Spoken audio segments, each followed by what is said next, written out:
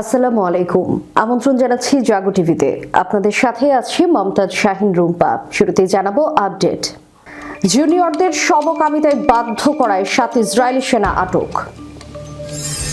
পারস্য উপসাগরের তেলের ট্যাঙ্কার জব্দ করেছে ইরান, 16 নাবিক আটক। পশ্চিম তীরে ফিলিস্তিনের হামলায় 2 ইসরায়েলি নিহত। ভিডিও, নামাজরত ফিলিস্তিনিকে গাড়ি চাপা দিলেন ইসরায়েলি সৈন্য। ইরানে উদ্ভাবিত ঔষধে সারবে 30 ধরনের ক্যান্সার, দাবি পরমাণু শক্তি সংস্থা প্রধানের।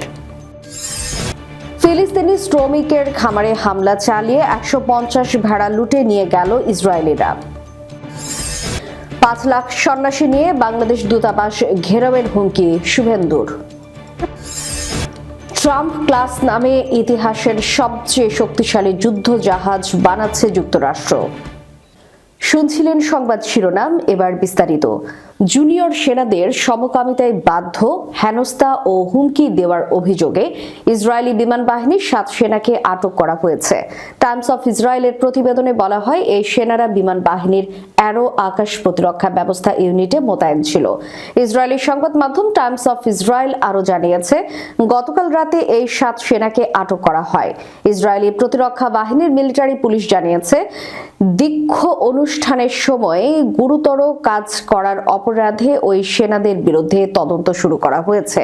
হিব্রু ভাষায় গণমাধ্যমকে পুলিশ বলেছে, 136 নাম্বার এয়ার ডিফেন্স ব্যাটালিয়নের সিনিয়র সেনারা কয়েকজন জুনিয়র সেনার সঙ্গে গুরুতর অপরাধ করেছে। সংবাদ মাধ্যম ইয়ানাত নিউজ জানায়, কয়েক সপ্তাহ ধরে অন্তত 10 জন জুনিয়র সেনার সঙ্গে খারাপ কিছু করা হয়েছে, যার মধ্যে সমকামিতায় বাধ্য করার অভিযোগও আছে। এছাড়া তারা হেনস্থা, মারধর, হুমকি ও যৌন অপরাধও করেছেন। ইসরায়েলি প্রতিরক্ষা বাহিনী জানিয়েছে, অভিযুক্ত সেনাদের বিরুদ্ধে যেসব অভিযোগ উঠেছে সেগুলোর তদন্ত এখনো প্রাথমিক অবস্থায় আছে, তাই তারা এই ব্যাপারে এই মুহূর্তে মন্তব্য করতে পারবে না। তবে এসব ঘটনায় জিরো টলারেন্স নীতি প্রয়োগ করা হবে বলে জানিয়েছে তারা। পারস্য উপসাগরে কেশম দ্বীপের কাছে চোরাচালানের অভিযোগে 40 লাখ লিটারেরও বেশি তেল বহনকারী একটি ট্যাঙ্কার জব্দ করেছে ইরান। একই সঙ্গে ওই ট্যাঙ্কারের 16 নাবিককেও আটক করা হয়েছে। ইরানের রাষ্ট্র টেলিভিশন প্রেস টিভি এক প্রতিবেদনে এ তথ্য জানায়। প্রতিবেদনে বলা হয়, ইরানের হরমোজগান প্রদেশের প্রধান বিচারপতি মোজতাবা গাহরেমনি শুক্রবার জানিয়েছে, গত বুধবার ইরানের Islamic Revolutionary Guard Corps IRGC এই ট্যাঙ্কারটি আটক করে। জ্বালানি চোরাচালান রোধ এবং এর বিরুদ্ধে ব্যবস্থা নেওয়ার বিষয়ে ইরানের বিচার বিভাগীয় প্রধান গোলাম হোসাইন মোহসেনি এজের নির্দেশের সঙ্গে সঙ্গতিপূর্ণভাবে এই পদক্ষেপ নেওয়া হয়েছে। তিনি আরও বলেন, 7,000 বিলিয়ন ইরানি রিয়াল বেশি মূল্যের জ্বালানি সহ তেল ট্যাঙ্কারটি সরকার কর্তৃক অধিগ্রহণ করা হবে এবং ট্যাঙ্কারে থাকা 16 জন বিদেশি ক্রু সদস্যকে গ্রেফতার করা হয়েছে। তাদের ইতোমধ্যে বিচার বিভাগীয় কর্মকর্তাদের কাছে হস্তান্তর করেছে IRGC। এদিকে জব্দকৃত ট্যাঙ্কারটির নাম বা কোন দেশের এবং আটক ক্রুদের নাগরিকত্বের বিষয়ে কোনো তথ্য জানায়নি ইরানি কর্তৃপক্ষ। প্রসঙ্গত, সাম্প্রতিক মাসগুলোতে ইরান সামুদ্রিক টহল জোরদার করেছে, বিশেষ করে হরমুজ প্রণালী এবং পারস্য উপসাগরের কাছের জলসীমায়, যা বিশ্বব্যাপী তেল সরবরাহের একটি গুরুত্বপূর্ণ রুট। এর আগে গত সপ্তাহে ওমান উপসাগরে 60 লাখ লিটার চোরাই ডিজেল বহনকারী আরেকটি বিদেশি ট্যাঙ্কার জব্দ করে ইরানি বাহিনী। গত নভেম্বরেও সংযুক্ত আরব আমিরাত থেকে সিঙ্গাপুরের দিকে যাওয়ার পথে একটি তেলের ট্যাঙ্কার আটক করে ইরান। এছাড়াও গত 10 আগস্ট পারস্য উপসাগরে চোরাচালানের অভিযোগে 20 লাখ লিটারেরও বেশি তেল বহনকারী একটি ট্যাঙ্কার এবং ট্যাঙ্কারের 17 নাবিককে আটক করে দেশটি। পশ্চিম তীরে ফিলিস্তিনির হামলায় 2 ইসরায়েলি নিহত। অধিকৃত ফিলিস্তিনের পশ্চিম তীরের এক ফিলিস্তিনি ব্যক্তির ছুরিকাঘাত এবং গাড়ি চাপায় ইসরায়েলি এক নারী ও এক পুরুষ নিহত হয়েছেন। শুক্রবার ঘটনার পর পুলিশ হামলাকারীকে গুলি করে ও পরে হাসপাতালে নিয়ে যায়। এক বিবৃতিতে ইসরায়েলি পুলিশ জানিয়েছে, প্রাথমিক তদন্তে দেখা যাচ্ছে এটি একটি ধারাবাহিক সন্ত্রাসী হামলা, যা শুরু হয় বেইত শুয়ান শহরে। সেখানে এক পথচারীকে গাড়ি চাপা দেওয়া হয়। বিবৃতিতে আরো বলা হয়, বেদ শিয়ানের পরে রোড ৭১-এর কাছে একটি তরুণীকে ছুরিকাঘাত করা হয়। এরপর আফুলার মাউনোট জংশনের কাছে এক বেসামরিক পথচারীর হস্তক্ষেপের পর সন্দেহভাজন ব্যক্তির সঙ্গে গোলাগুলি হয়। পুলিশ জানায়, হামলাকারীকে পরে হাসপাতালে নেওয়া হয়েছে। এই হামলার একদিন আগে পশ্চিম তীরে বেসামরিক পোশাকে থাকা এক ইসরায়েলি সামরিক রিজার্ভ সদস্য তার গাড়ি দিয়ে এক ফিলিস্তিনি ব্যক্তিকে চাপা দেন। অধিকৃত পশ্চিম তীরের একটি সড়কের পাশে নামাজরত এক ফিলিস্তিনির উপর গাড়ি চালিয়ে দিয়েছেন ইসরায়েলি একজন রিজার্ভ সৈন্য। বৃহস্পতিবার পশ্চিম তীরে অল টেরেন ভেহিকল নামের ওই গাড়ি চালিয়ে দেন তিনি। এই সময় ইসরায়েলি ওই সৈন্যের পিঠে রাইফেল দেখা যায়। পরে ফিলিস্তিনি ওই ব্যক্তি সেখান থেকে দ্রুত চলে যান। সামাজিক যোগাযোগ মাধ্যমে নামাজরত মুসল্লির উপর গাড়ি চালিয়ে দেওয়ায় নৃশংস ঘটনার একটি ভিডিও ভাইরাল হয়ে ছড়িয়ে পড়েছে। এই ঘটনায় অনেকেই ইসরায়েলি সেনাবাহিনীর প্রতি চরম ক্ষোভ প্রকাশ করেছেন। এক বিবৃতিতে ইসরায়েলি সেনাবাহিনী বলেছে, এক ফিলিস্তিনি ব্যক্তিকে গাড়ি চাপা দেওয়ার ভিডিও ফুটেজ পাওয়া গেছে। সশস্ত্র এক ব্যক্তি এই ঘটনা ঘটিয়েছেন। ওই ব্যক্তি ইসরায়েলি সেনাবাহিনীর রিজার্ভ সৈন্য। ঘটনার পর তার সামরিক দায়িত্ব বাতিল করা হয়েছে। ইসরায়েলি সেনাবাহিনী বলেছে, রিজার্ভ সৈন্য হিসেবে ইসরায়েলি সামরিক বাহিনীর অর্পিত দায়িত্বের গুরুতর লঙ্ঘন করায় তার অস্ত্র জব্দ করা হয়েছে। হামলার পর ওই ফিলিস্তিনি ব্যক্তি ঘটনাস্থল থেকে হাসপাতালে যান। গুরুতর আহত না হওয়ায় বর্তমানে তিনি বাড়িতে রয়েছেন। ভুক্তভোগীরা বাবা মাজদি আবু মুখো বলেছেন, হামলার পর তার ছেলের দুই পায়ে ব্যথা শুরু হয়েছে। ওই সৈন্য তার ছেলেকে লক্ষ্য করে পেপার স্প্রে নিক্ষেপ করেছিলেন বলেও অভিযোগ করেছেন তিনি। যদিও ইসরায়েলি ওই রিজার্ভ সৈন্যকে পেপার স্প্রে নিক্ষেপ করতে দেখা যায়নি। ফরাসি বার্তা সংস্থা এএফপি কে মুখো বলেছেন, হামলাকারী একজন বসতি স্থাপনকারী। তিনি গ্রামের কাছে একটি তল্লাশি চৌকি স্থাপন করেছেন। অন্য বসতি স্থাপনকারীদের সঙ্গে পশুচারণের জন্য তিনি প্রায় মাঠে আসেন। এ সময় তিনি রাস্তা অবরোধ করেন এবং বাসিন্দাদের উস্কানিও দেন। ইরানের পরমাণু শক্তি সংস্থার প্রধান মোহাম্মদ ইসলামি বলেছেন, দেশটির পারমাণবিক চিকিৎসা প্রযুক্তি বিশ্বের অন্যতম সেরা। তিনি জোর দিয়ে বলেন, ইরানে উদ্ভাবিত দুইটি রেডিও ফার্মাসিউটিক্যালের মাধ্যমে ৩০ ধরনের ক্যান্সারের চিকিৎসা করা সম্ভব। বৃহস্পতিবার সাংবাদিকদের সঙ্গে আলাপে ইসলামি বলেছেন, দেশটিতে ক্যান্সারের প্রকোপ ক্রমেই বাড়ছে। এ প্রেক্ষাপটে ক্যান্সার চিকিৎসায় কাজ করা বিভিন্ন মেডিকেল গ্রুপকে এক হয়ে কাজ করার উপর গুরুত্ব আরোপ করেছেন তিনি। এর মাধ্যমে ওষুধ উৎপাদনকারীরা রোগীদের আরো দক্ষভাবে চিকিৎসা পেতে সহায়তা করতে পারে বলে মত তার।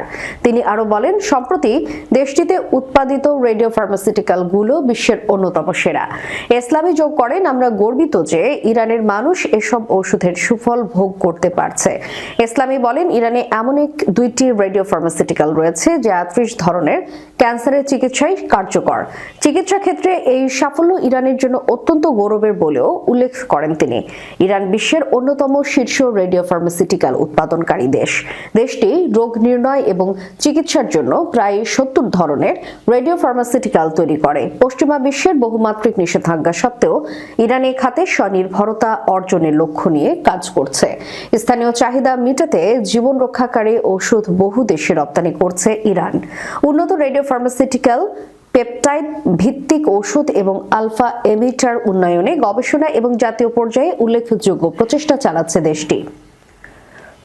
অধিকৃত পশ্চিম তীরে ফিলিস্তিনিদের ওপর সহিংসতা অব্যাহত রেখেছে ইসরায়েলের অবৈধ বসতি স্থাপনকারীরা।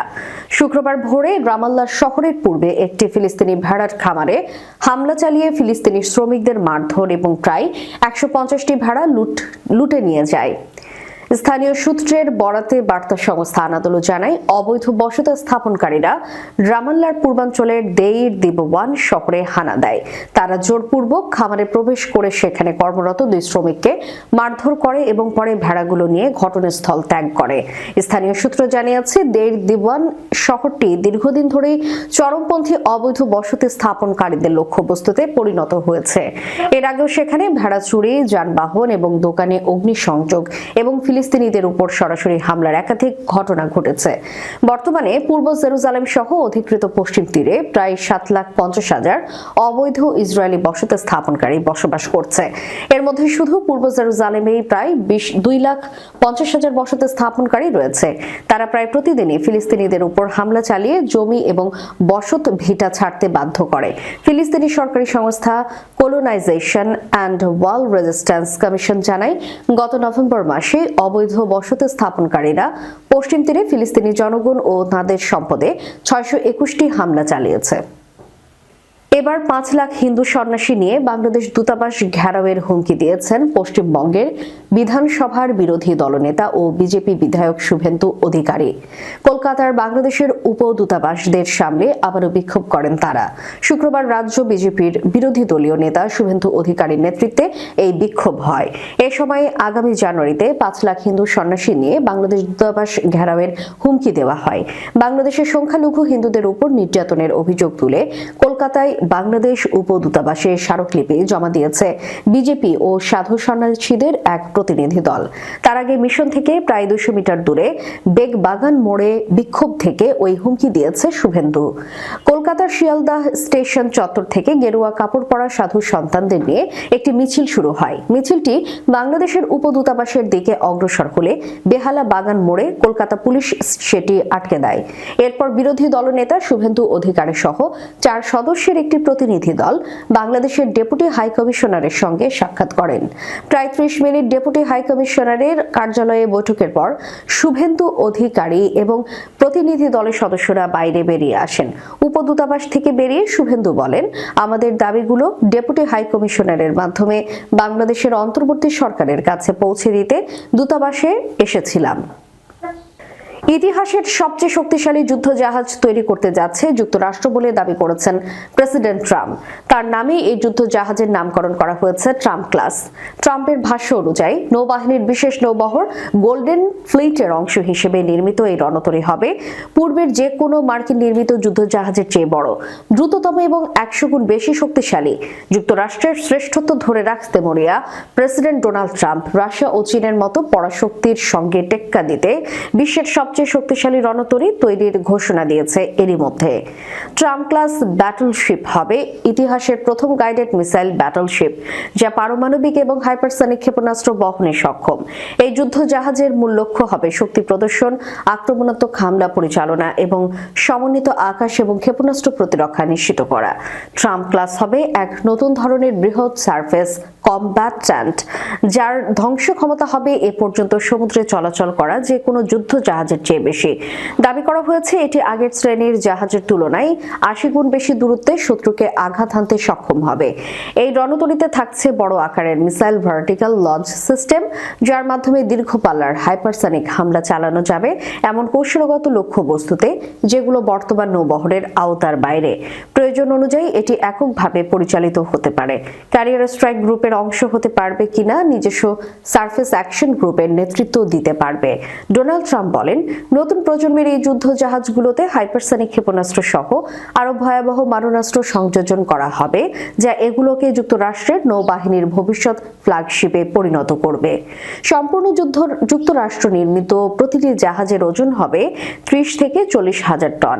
মার্কিন প্রেসিডেন্ট আরো বলেন, এই রণতরীগুলো হবে এখন পর্যন্ত তৈরি সবচেয়ে বড় ও ভারী যুদ্ধ জাহাজ। বিশেষ করে নৌযুদ্ধের জন্য এগুলো হবে সবচেয়ে শক্তিশালী এবং ভারী সাঁজোয়া যুদ্ধ জাহাজ। তার দাবি অনুযায়ী ট্রাম্প ক্লাস আগের আইওয়া শ্রেণীর তুলনায় 100 গুণ বেশি শক্তিশালী। এই অত্যাধুনিক যুদ্ধজাহাজগুলোতে আরও থাকবে ইলেকট্রনিক রেলগান, ক্রুজ মিসাইল এবং বিশ্বের সবচেয়ে আধুনিক লেজার প্রযুক্তি। এসব যুদ্ধ ব্যবস্থা কৃত্রিম বুদ্ধিমত্তার মাধ্যমে নিয়ন্ত্রিত হবে বলেও দাবি করেছেন প্রেসিডেন্ট ডোনাল্ড ট্রাম্প। শেষ করার পূর্বে সংবাদ শিরোনামগুলো জানাবো আরও একবার। জুনিয়রদের সমকামিতায় বাধ্য করায় 7 ইসরায়েলি সেনা আটক। পারস্য উপসাগরের তেলের ট্যাঙ্কার জব্দ করেছে ইরান, 16 নাবিক আটক। পশ্চিম তীরে ফিলিস্তিনের হামলায় 2 ইসরায়েলি নিহত। ভিডিও, নামাজরত ফিলিস্তিনিকে গাড়ি চাপা দিলেন ইসরায়েলি সৈন্য।